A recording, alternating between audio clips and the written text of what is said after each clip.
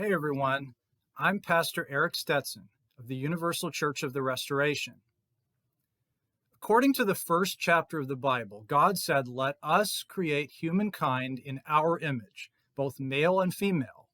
So this tells us that God's family consists of at least a father, a mother, a son, and a daughter. God is the father and the mother, and we are their sons and daughters.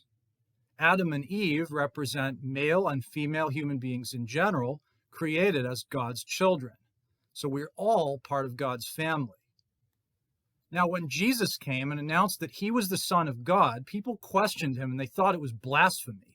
But if they had read and thought more carefully about the first chapter of the Torah, they might not have found it so shocking, especially when Jesus quoted the Psalms where it says that all human beings are God's and children of the Most High. That was Jesus' defense when people said he was blaspheming by calling himself God's son. He reminded them that everyone is. Now, what about the women?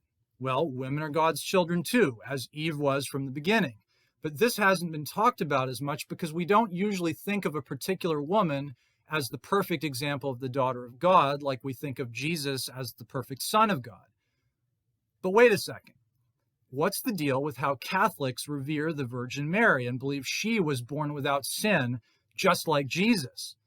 Well, there's our daughter of God.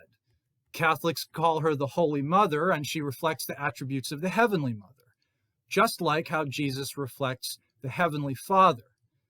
Catholics don't quite think of it that way, but I think that's the most logical way to understand it. Now, what about the rest of us? Well, we're sons and daughters of God too, but we're the younger and less mature members of the family. But the Bible tells us we're not supposed to remain immature forever.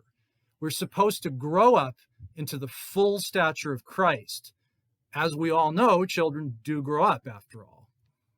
Now, what about those children who like to rebel? Does God cast them off forever? Well, a good parent wouldn't. A good parent would always welcome a rebellious child back home whenever that child is ready to rejoin the family. That's what Jesus taught in the parable of the prodigal son. The truth is, our heavenly parents are the best parents we could imagine. We're truly living in a divine family filled with infinite love. That's who God is, and that's who we are, deep down inside, in the part of us that was created in God's own image and likeness. We should know this, and we should act accordingly. So, brothers and sisters, that's pretty much the gospel. I'm not sure why most Christians don't already teach it this way, but it makes perfect sense to me, and we really haven't even scratched the surface of the biblical evidence to support this way of understanding the Christian faith. If you want to learn more about the restored gospel of Jesus Christ, check out our new faith community at universalrestoration.org.